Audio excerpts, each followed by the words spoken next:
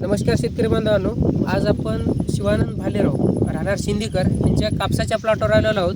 तर त्यांना आपण 5 दिवसापूर्वी ॲडव्हान्स पेस्टिसाईडचे फर्टिस्टार 16-16-12 आणि टोलरची फवारणी दिली होती.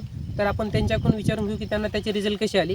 दादा नमस्कार. नमस्कार. आपला पूर्ण परिचय करून द्या. शिवानंद भालेराव शिंदीकर. 5 दिवसापूर्वी आपला फर्टिस्टार 16-16-12 आणि टोलरची फवारणी घेण्याच्या अगोदर आपला प्लॉट कसा होता?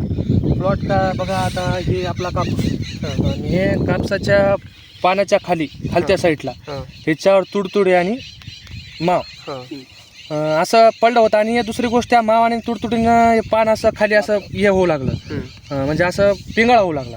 पिंगळा आणि जवळ यायला लागलं, पान असं बारीक बारीक होऊ लागलं. मग आपण ॲडव्हान्स पेस्टिसाईडच्या टोलरची फवारणी घेतली त्याच्यामध्ये आणि 16-16-12. तर टोलरची फवारणी घेतल्याच्या नंतर आज आपला 5 दिवसाच्या नंतर प्लॉट कसा काय दिसतोय? मग त्याच्यात एवढा फरक पडला की साहेब, ह्या पानाच्या खाल्ला जे माव तुडतुडे होती ते पुरी नष्ट होऊन गेली. आज आपण बघू शकता की पानाच्या खाली म्हणजे पूर्ण माव आणि तुडतुडा नाहीसा झालेला आहे आणि प्लॉट एकदम क्लिअर झाला आहे. तर 16-16-12 वापरल्याच्या नंतर आपल्याला त्याच्यामध्ये काय प्लॉटमध्ये बदल दिसायला लागला?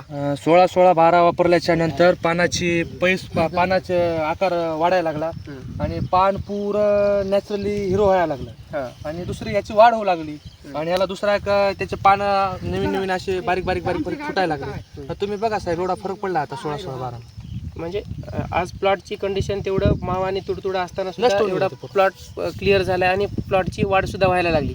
तर आपण फर्टिस्टार 16-16-12 आणि टोलर वापरला. तर इतर शेतकऱ्यांना काय सांगू इच्छित आहे? इतर शेतकऱ्याला माझी इच्छा आहे की आता आपल्याला तर आपल्या बघल्या तुम्ही आता शेतकऱ्यांना तर आपल्या मी जर साहेबांना दाखवलं याच्यावर तर बघले साहेबांना की चांगलं नष्ट होऊन गेलं आणि मलाही थोडा विश्वास आला फवारणीवर. तर इतर शेतकऱ्यांनी वापरलं तर बरं होईल. बरं, धन्यवाद.